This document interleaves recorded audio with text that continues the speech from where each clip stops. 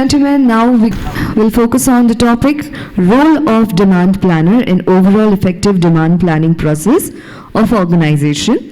The panel members are Sandip Satapathy, Head of Supply Chain Management, Tata Steel; Mr. Sachin Gupta, Country Planning Manager, Shell; Mr. Pratap Singh Chauhan, AVP Supply Chain Management, Ruchi, Soya, Patanjali Group of companies, and Dhaval, Shah from Supply Chain Operations, Castrol; Kailas, Vispute, Head Supply Chain and Demand Fulfilment, Spare Parts, Tata Motors Limited, Commercial Vehicles; Mr. Anirudha, Karnataki, Vice President Supply Chain, CEAT Tyres Limited. And this session will be moderated by Mr. Siddharth Joshi, Enterprise Account Director, Blue Yonder. So we are ready. Can we have the panel members and the moderator on the stage, please?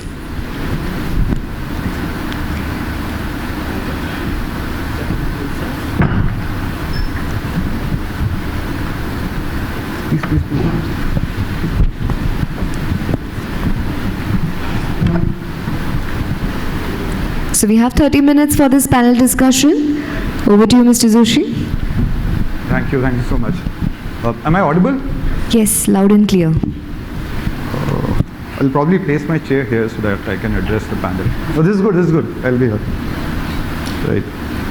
So once again, thank you to everyone who's here available in the room today for taking out time and being part of this session. Huge thanks to, of course, our elite panel members, right? And what we are here to discuss today is extremely pertinent, right? And if you really look at it, we are deep inside the experience economy, where organizations are looking to deliver a differentiated customer experience, deliver on their value proposition, and this will in turn result in them acquiring new customers, retaining the old ones, and of course increasing the customer lifetime value over a period of time, right? And all of this is built on the back of a robust supply chain, behind which we have our new age demand planners or demand planners. So this is what we are here to discuss today, the evolving role of a demand planner and what it means and takes to be efficient demand planner in today's day and age, right? So with that, I'll open the questions and ask some of these very interesting questions to our panel members, right? And Mr. Sandip, if I could address the first question to you, right? Again, given the evolving nature of the market in general, so what are the different aspects that you feel a demand planner should consider when going about his or her day-to-day job?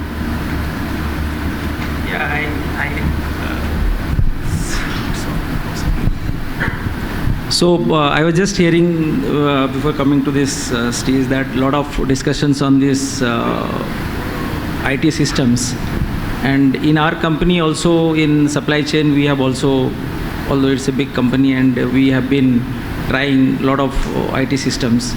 So initially we have engaged with I2, is a global, you know the company, and later on we have also experimented with O9, etc.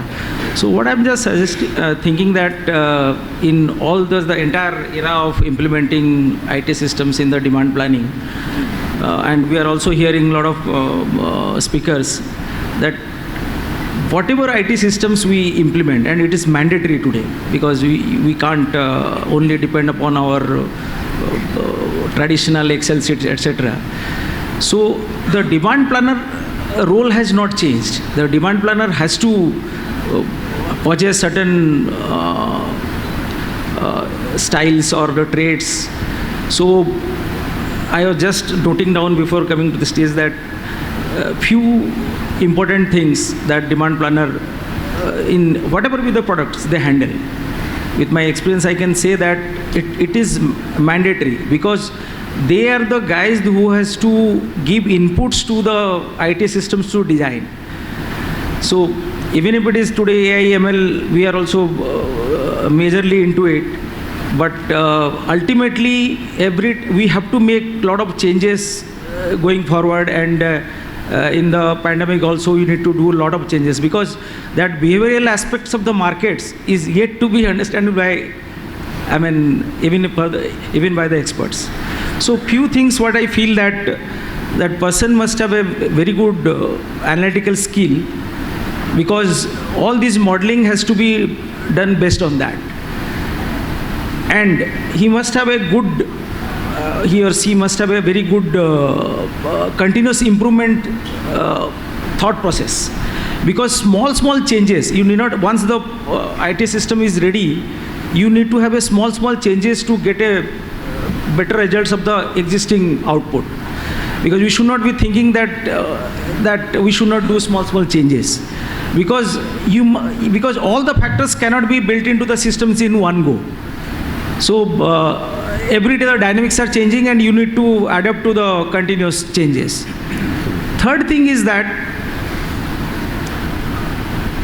he or she must have that skill to, or a lot of assumptions has been taken into the systems while modeling the systems. And these assumptions may keep on changing depending upon the time horizons. So all those assumptions are utmost important to record it. Because unless until you record it for your repository and you have to compare that how this particular forecasting model has behaved in that particular scenario and how it is now functioning in this scenario, unless until you record that, the assumptions, then we will not be able to proceed further, because situations are repeating after so many years also. So that is also most important. And in the traditional way of what I have seen, that whatever be the intelligence I take from the systems, we have to have connect with our big customers with higher volumes. Because unless until I was just discussing before we coming to the stage, that always demand is not in terms of what we were going to sell in next 2 months time or 2 years time. It's also your growth project, etc. also all depend upon, and that will not give you, you will get it from your immediate customers' requirements, etc. So for that you have to build your relationship with the customers for their growth plans, etc., which is very traditional things. But these are the traditional things will never change, and one has to, the demand planner must possess all those attributes. Secondly, all early warning factors that must be taken into consideration to mitigate your risks, your demand risks. So competition activity, external factors, all these things, I think a demand planner, because if you just talk to any of the IT guys, they are giving all these presentations, all these guys are also the so-called demand planners in some point of time to give their functional input to the systems to work in a customized fashion. So I think that's my opening remarks on this subject. Thank you, Mr. Sandip. Thank you for sharing those insights and inputs. Now I want to extend this question a little, and I want to ask this question to you, Sachin. So Mr. Sandip talked about the aspects that a demand planner should be aware of. Then there is the other side of it, which is the skills that a demand planner should possess. Yeah. And your take also on reskilling and upskilling a demand planner. Yep, sure. So, Siddharth, I will start with the poster line of this event. The poster line of this event is the art and the science of demand planning, effective demand planning and forecasting. And if you notice the poster line, the art comes before the science. I think Sandip covered good aspects about the science part of it. When we look for a good demand planner, we look for good analytical capability, good technical aptitude, maybe knowledge of the modern day analytics tools, R and all, whatever juggling we do, the demand forecasting and all. I have always believed the art part is more crucial than the science part. Science part can still be controlled by a good tool or by a good cultural adoption. The art part, when I say the art part, there are two aspects to it. The first art part is having the good command on the market dynamics or knowledge of the market dynamics. I mean, how the product, how are we positioned in the market? How is our product performing in the market? What are the key influencers or what are the key specific attributes or drivers in the market? Is this product driven a lot by the competitive demand? how the pricing is going to influence the demand of the product, how the marketing campaigns are going to influence the demand of the product, and other than that, how are we going to play that product as a business strategy. So that close linkage with the with sales and marketing team to understand the specific positioning of our product, the specific positioning of our organization in the market is key thing, which I always feel a demand planner should have. Second important point is the behavioral skills. So other than knowledge of basic supply chain concepts and these analytical tools, I have always felt that a demand planner should also have a very good interpersonal skills, because a tool will always give a output of demand forecast, and then ultimately that output will be reconciled with someone in sales and marketing. Most of the organizations follow this practice. So their interpersonal skill, because every person is behaving in a different way. There will be a salesperson who is always buffering up the forecast like anything. There will be another salesperson who knows the reality and real challenges of supply chain. He will give you a realistic forecast. If I weigh both the salespersons in the same balance, of course one of them is going to lose. Either I will end up with having the under forecast or the higher forecast. Having that interpersonal skill to understand how a person is giving or adding up the forecast or reducing the forecast, how do we especially connect that entire loop in terms of coming to a total number, that is the second important point which I believe a demand planner should possess. And the third and most important point which I feel is that he should be a good influencer. I have seen many organizations where there is a very good tool, there is a fantastic tool, they have implemented a very new age tool which is capable of all this AI and ML and juggles through it and gives a very good forecast. That forecast has got ability to absorb any kind of seasonality or market trends or the historical trends and all. Demand planner presents it to the leadership that, okay, this is my forecast looking like, and with this forecast my sales plan is looking to X dollar or Y dollar. And then the leadership says, oh, but it is not matching with my annual plan. So do one thing, it's cut it down by 10%. And that top down cuts come, and that is the very moment where we kill the demand forecasting for the organization. So there's an excellent guy, there's a tool, everything. As an organization, we spend 15 days in juggling the forecast, and then somebody says, no, it's not matching with my annual plan, or it's not matching with my quarterly plan. Cut it down by 10%. It's looking very high, or it's looking very low. Those sentiments so for a demand planner should be influencer enough to sit in that meeting and stand up and say and challenge everyone that where are the building blocks, and how are you expecting us to cut down this demand which is coming directly from the market, or how are you expecting us to ramp up this demand which is not there in the market. So that influencing ability is the third important point, trait which I feel a demand planner should have. Thank you, Sachin. Thank you for the inputs. Now our demand planner is equipped with the skills, soft. She is able to consider internal, external factors as well. Now, taking this to the next step, right? So the question is to Mr. Pratap here. How now this skilled demand planner can go on and influence the growth of his or her organization? Of course, if we're talking about for growth and organization, demand planner is having a key role. And if we're talking about means if last 2 years during COVID area or before that also, but in COVID area we learned a lot, means how we can plan in better and better ways. And of course, if we're talking about in terms of industrial, any industry want to go for efficiency, better efficiency, profitability. So this is a key role for a demand planner, how he can take inventory control, where his stock is going to be as a assess or maybe a decrease, or so how we can plan it better ways, or and by this way, or just understand the requirement of our customer as well, what they need, when they need. And in today era or future demand means some we need to add value, and how we can fulfill that. So this, of course, these are the factors. Exactly. Great thoughts, great inputs there, Mr. Pratap. Now, question to Mr. Anirudha. Now, demand planning is a process, right? And but how do you ensure that you are maximizing the benefits and potential from this process? Okay. So I first of all just want to say that I resonate a lot with what Sachin has said, and kind of summarizes a lot of aspects of what a good demand planner activity should be.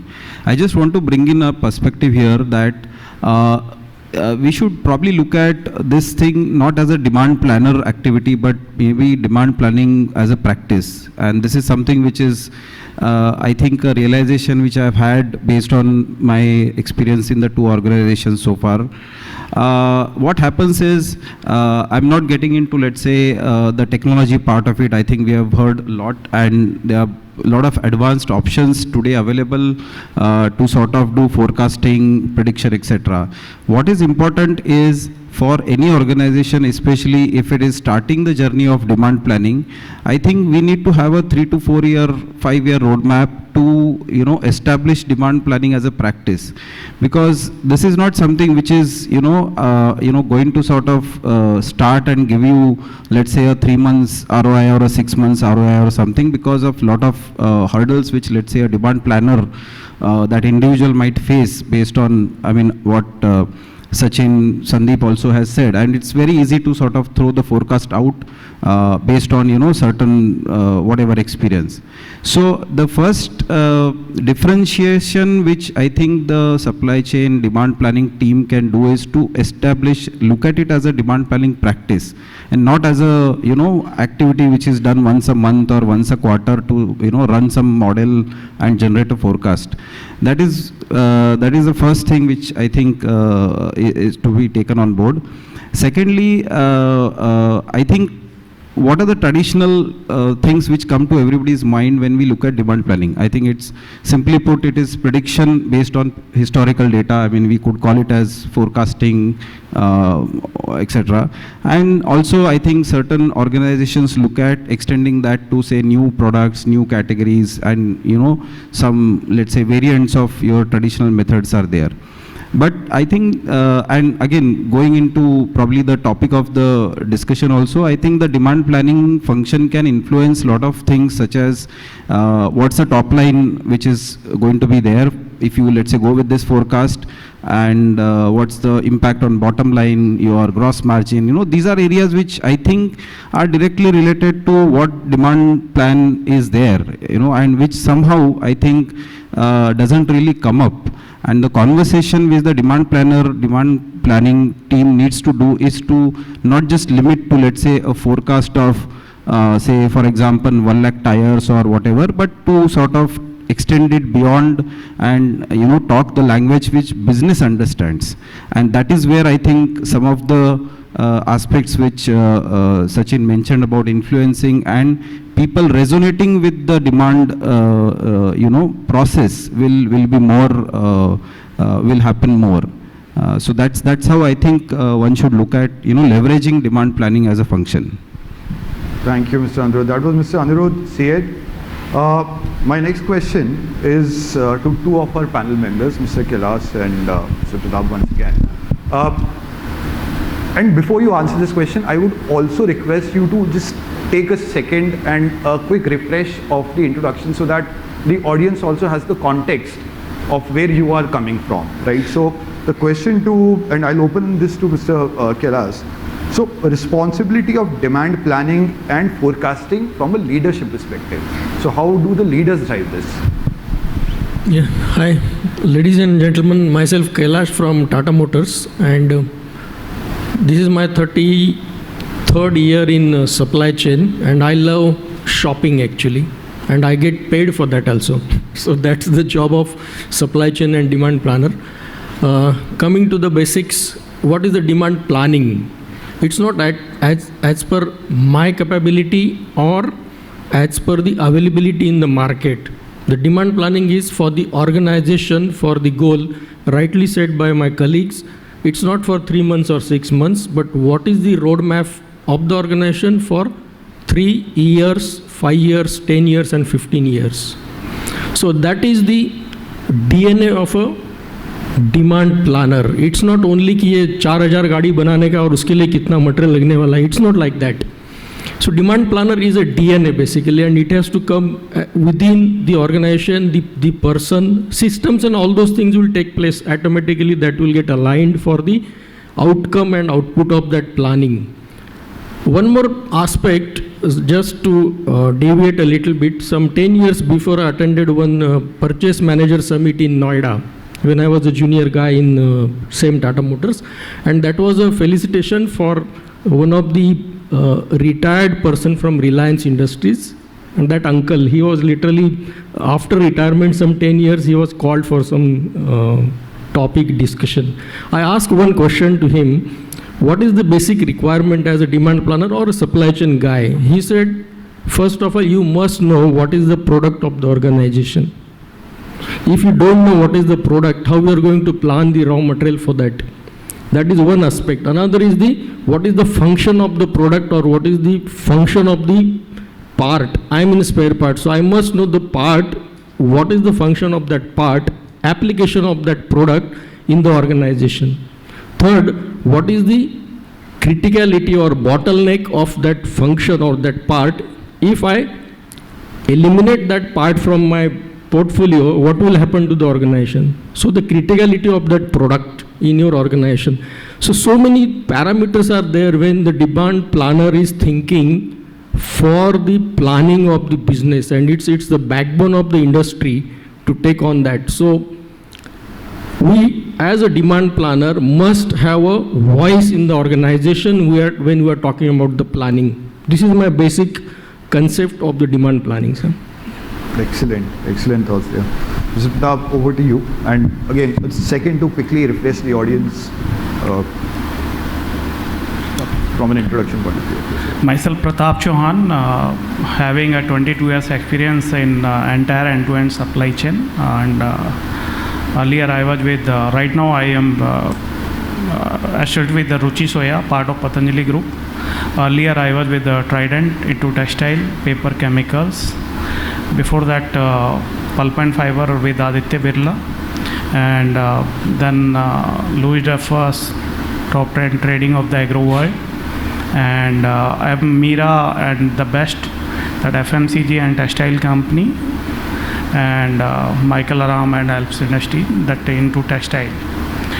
And now if we're talking about as a demand planner responsibility, major is that means he should be an eye opener. What's going on and what we need to do means one is a short-term plan and another is a long-term plan. In long-term plan means we need to study the things with what management want.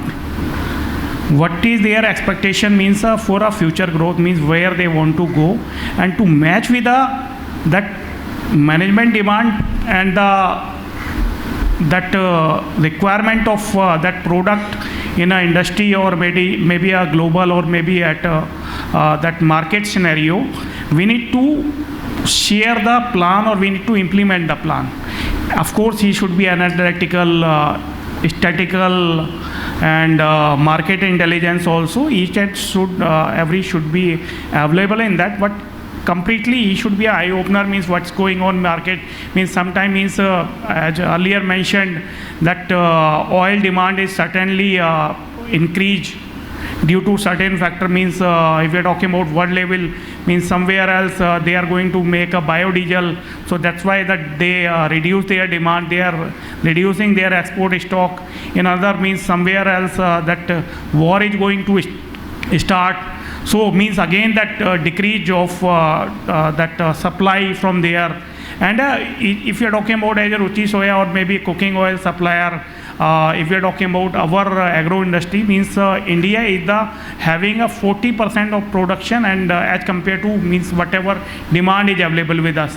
So approximately means 60% or 65% we are dependent upon the globe. So these are the basics, and of course during execution also he should be an eye opener. Means suppose one plant is running down, or maybe means some shortage is going on due to inventory or due to anything, means the vessel is not going to be connected for raw material. So how we can en route with another plant where we can reduce our cost. So these are the Excellent thoughts, sir. Thank you so much for that. Now, this was more from a leadership perspective, right? What they bring to the table. Taking this further, and the question is to Mr. Dhaval and Sachin, and again a request for a quick refresher introduction. Now, the question is whether a demand planner be independent or should have control of SCM and SNOP. Right? So, your thoughts on this? Yeah, I'm Dhaval, and I'm a chartered accountant. I'm from Castrol, and I have a finance background. Now, the question is, should demand planner be independent, or he should be influenced by supply chain or sales and operations? So I would say it doesn't matter whether he is influenced by or that function is in supply chain or in SNOP. The absolute thing is demand planner should be independent. And what does independence mean? Independence mean demand planner should have an independent view of demand. And it is not easy to have independent view. He needs to do his own research. He needs to understand business, and that is what Kailas mentioned, that understand the product, its function, where it's used. And then he will have a tool, AI, ML, past data, what is the history. So that homework, that groundwork will give him an ability to form an independent view. And with this view, he needs to have a conversation with sales and marketing team, and that's where the two important skill set which Sachin talked about will come in play: interpersonal skill and having a unbiased conversation, or remove that sentiment from the numbers and have the objective fact-based conversation. So demand planning is not a particular function, it is for an organization. So it is absolutely critical that he should be independent, and not easy to be independent because he is surrounded by a leadership team member, senior leadership team member. And when they say, this is my plan, I would like to present this number, then it becomes very difficult. He is in very awkward position now how to manage, because statistical tools says something, ground reality says something, and a plan is something. Manage the relation, and he can still be an independent. And that's my perspective on this. Sachin, if you could. Yep, and adding on to Dhaval, first let me introduce myself. So I'm Sachin, and I had planning for Shell lubricants for Indian subcontinent. I have a decade-long experience of managing and learning from complex supply chains like Johnson & Johnson and Philips, and now I'm with Shell. So I would say that, traditionally the demand planner has been part of a supply chain organization, mainly because the purpose of demand planning is to generate a demand plan and then further to be consumed by the supply chain, rest of the supply chain team, to generate a supply plan and operations plan. So that's why it has always been a part of a supply chain organization, because demand planner doesn't add a lot of value to the sales organization, sales and marketing organization. That's the perception. Irrespective, but I have a very different dimension to give here. I think we are giving a lot of emphasis on a specific person or a specific position. Demand planner is do this, demand planner is doing this, demand planner should have a lot of capability, demand planner is the god of the organization, he has capability to influence top line and bottom line. I believe every function in the organization play the similar critical role. We probably have to focus more on driving the culture in the organization and setting the right processes. And when we have the right sales and operations planning process, if we have the right culture in the organization, it will actually not matter at all whether a demand planner is reporting to a sales organization or reporting to a supply chain organization, or I have seen few organization structures in organizations where a demand planner is reporting directly to the leadership team of the organization, to the VPs and to the MDs of the organization. So I believe rather than putting a lot of emphasis on a person to be capable of influencing so many factors, more and more organizations should put forward setting up the right practice, setting up the right data checks. How should the data come in? How should we look at the data? What should be the right interventions of making changes in the data? If those are process driven, automatically we will come out of this overall baggage of how the demand planner should be structured in the organization. Excellent thought, Sachin. So this is critical aspect of it, right? And the degree of independence, the trust that the management shows in the demand planner and is reciprocated, that is equally important. Now this is about the demand planner, and now we talk about the data that demand planner works with, right? And it's sort of a two-part question. I will ask this to Sachin and also Mr. Anirudha Karnataki, VP Supply Chain, CEAT Tyres, right? So what, and you kind of addressed this earlier when you talked about the art and science of demand planning, right? So the question is, what as per you is the right mix of data analytics and where all manual intervention is required?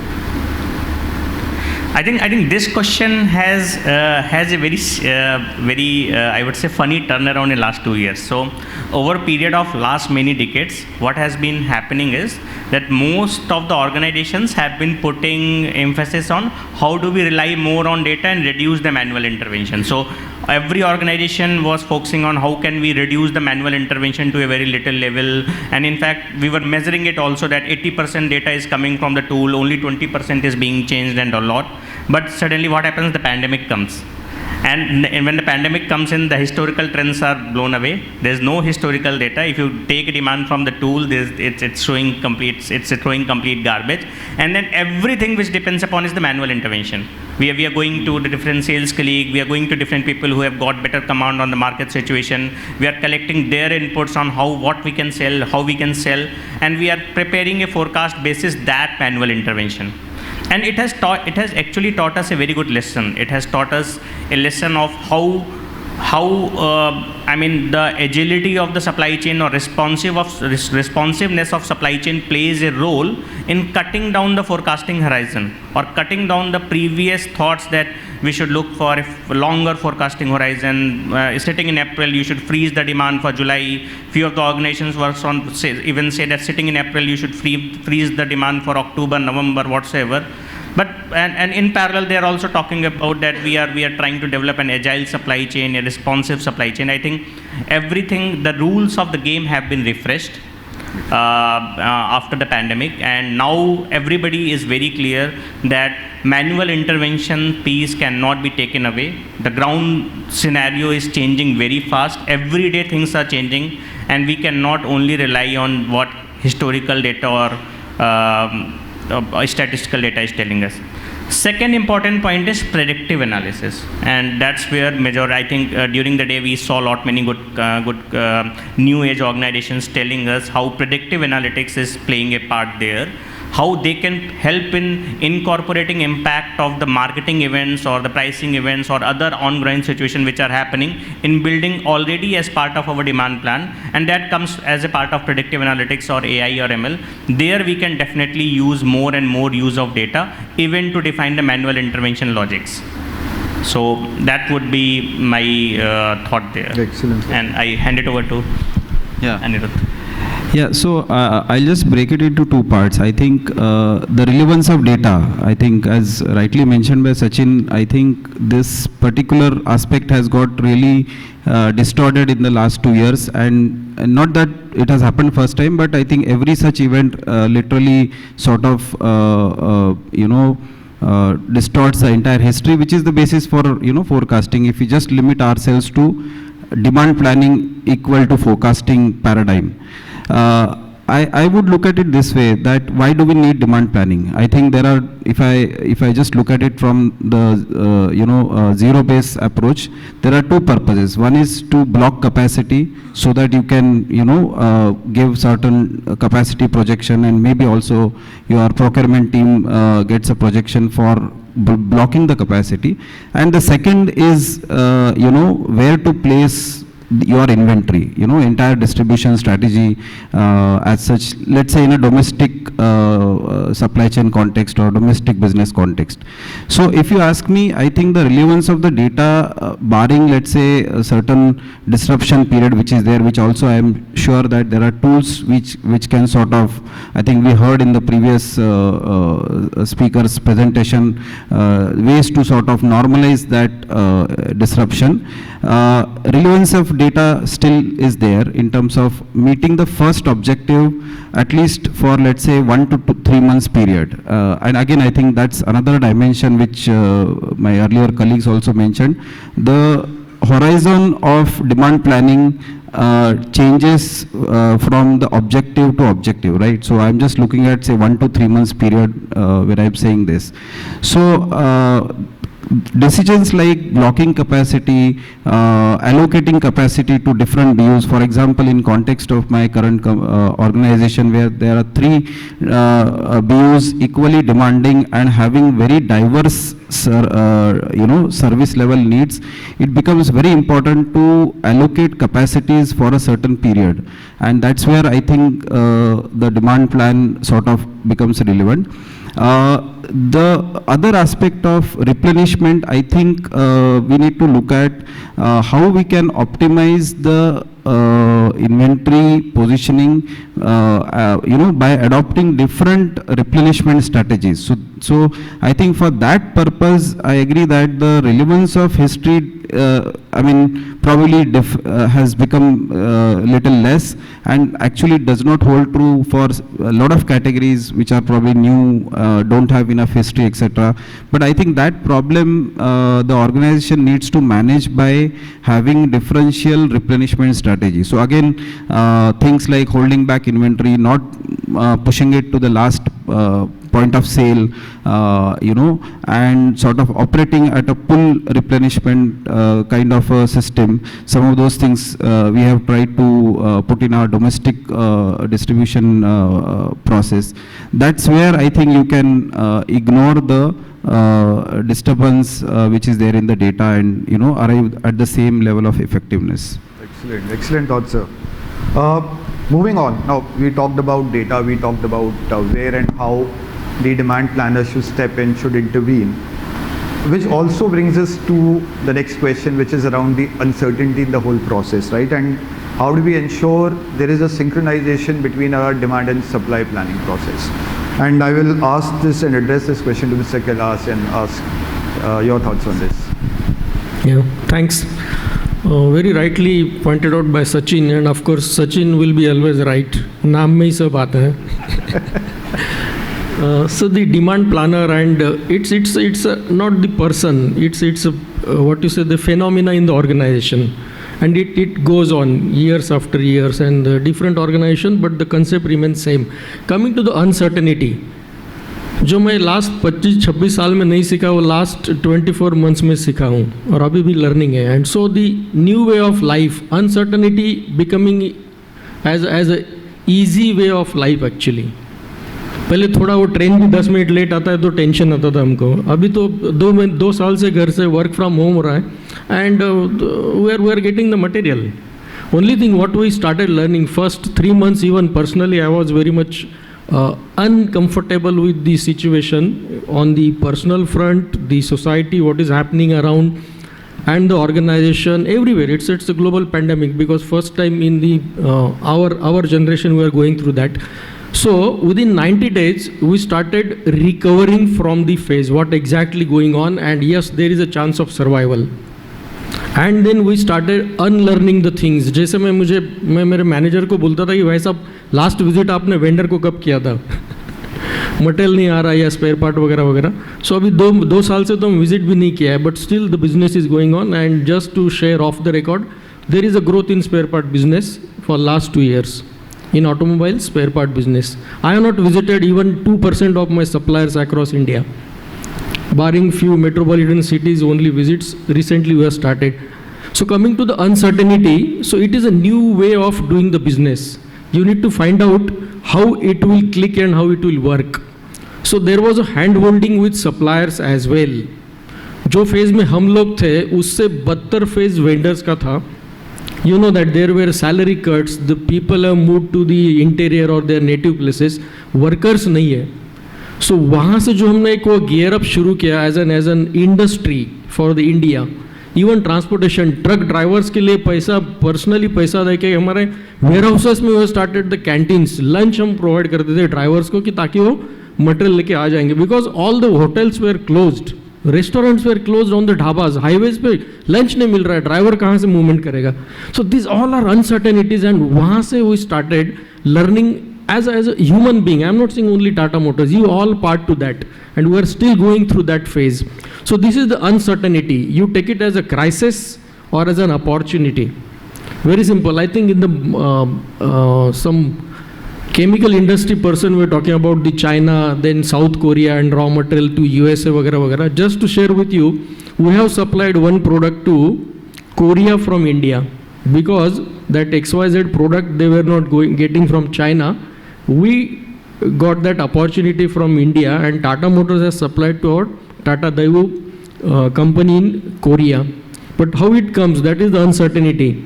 Last 2 years, whatever planning we have done as a, coming to the material planning logics, there is a crisis, there will be opportunity for that. How much risk you can take, that is what you need to convince your management and come into the strategic inventory for the product where there are bottlenecks. Absolutely. And we were the helping hand to our Tata Daewoo commercials in Korea, because they also need that product for BS6 launch. And that urea required for that urea solution, because we are having a proactive stocks in India, even though that is also imported from Saudi and China and so many countries, but that is how proactively your role should be, how to convert the crisis into opportunity. And uncertainty, don't take it as a risk, or don't take it as a what you say, the calamities. Try to encash on that in a different way, unlearn the things, and the world is yours. So there are ample opportunities in life. I am still learning. Thank you. Fantastic thoughts, sir, on that. Great. So that brings us to the final stage of this discussion, where we open it up for the audience, and if the audience has questions for the esteemed panel here, you're welcome. Any questions from the audience?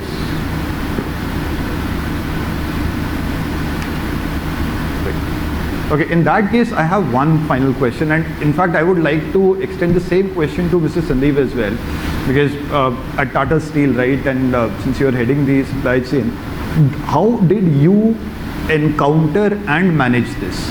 And if you could take us from the beginning of the pandemic to how the situation stands now.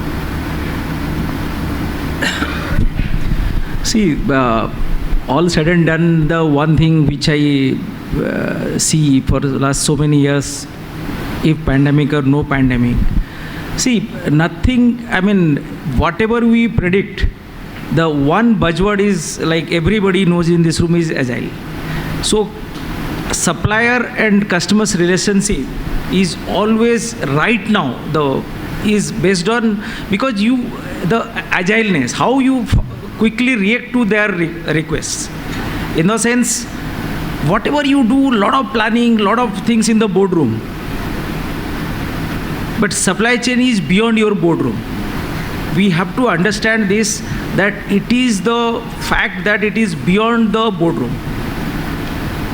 Although we are discussing demand planning, but all said and done, finally, what is going to happen tomorrow for a particular customer, for a particular locations, is definitely, if the customer requires in that particular location something which you have not planned, we can't say, boss, this is not in my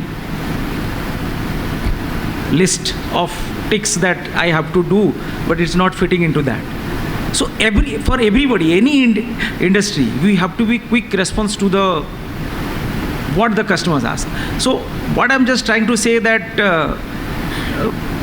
we have to be agile to all the situations, and like I have mentioned in my first opening remarks, that because all that cannot be done in sporadically.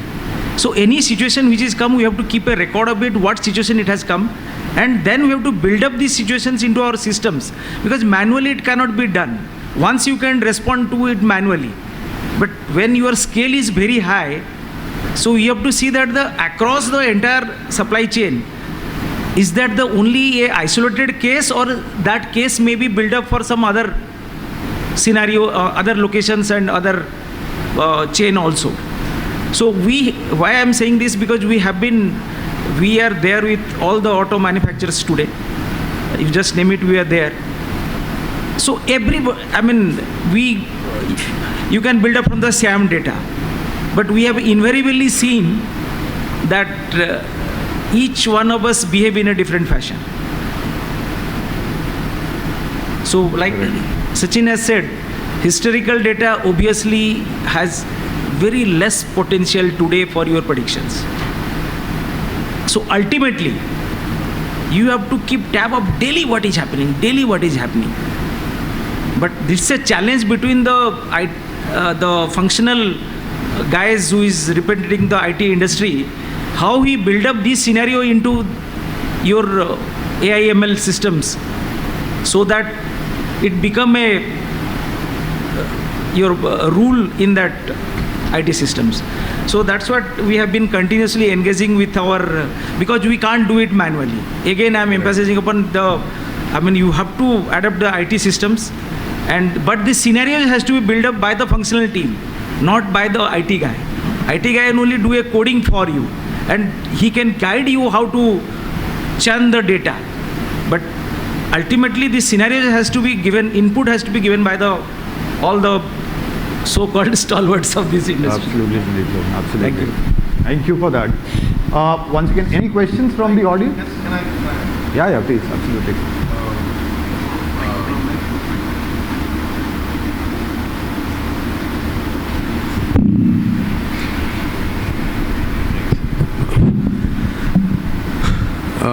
As a forecaster, since 1991, my first job forecasting here. A lot of passion for forecasting here.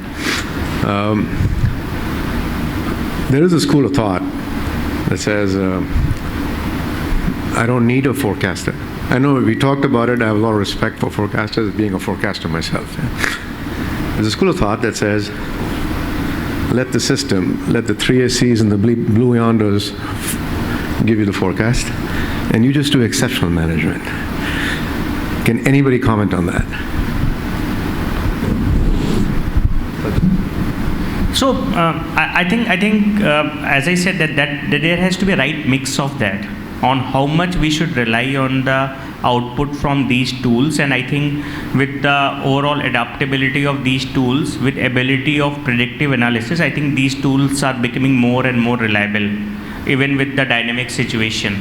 So definitely there has to be a right mix. So these tools are going more accurate data nowadays, and exception management ideally should be limited, but should be governed through a process, rather than somebody applying a specific a top-down cut your forecast by 10%. No, I don't believe my number will be X $1 million, cut it by 10%. Those kind of exceptional management should be completely avoided in any organization. If those exceptions management are coming from a specific building block, no, my dear, for this month the forecast will be 10% lower because I am expecting that this competitor is going to give a pricing discount or going to run a marketing scheme, and which will have an impact on my sales. Then definitely those kind of exception management should be considered. So if it is coming through a specific process, and those processes have a specific check gates and controls, I think those only refine our ability of an accurate forecast. So that should be respected. Sorry, if I'm allowed just 1 minute. Absolutely, yeah. I think my question, thank you for that, Sachin, right?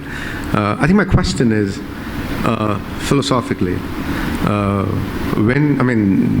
you see this happening, where the system just says what the forecast is?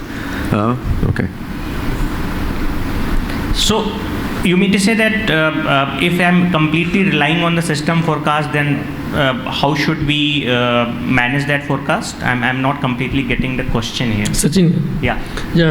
Let me just add on what you are saying. I fully agree with your concept point, and we are using it in Tata Motors spare parts. How I'll just explain briefly, give me 2 minutes. We have got 190,000 types of unique spare parts to be predicted, projected and scheduled for every month. So for last 5 years, we have stopped giving monthly schedules to suppliers. It's a real-time daily triggers to my all suppliers across India. I'm not touching that system. I'm not giving monthly schedules. System is giving daily trigger directly to supplier, and by evening, the supplier is supplying to my regional 5 warehouses across India I don't have any material planner or that demand planner or giving a monthly schedule to that. Fantastic system you are using. There is a catch here.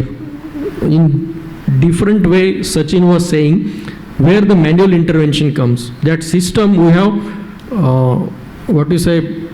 stimulated for 10 to 15% plus minus prediction of my average consumption of every day or every month. Beyond that, whatever comes is thrown to the material planner to take a call for manual intervention. That's it. So it's a win-win situation. And in Tata Motors, at least we have reached now to 92% of fully auto mode of system utilization. Still that 8%, average 8% is a manual intervention still we are doing. It's not because we don't believe on systems, it's because our systems, our business is so complex. That's why we don't want to overload the system in this scenario.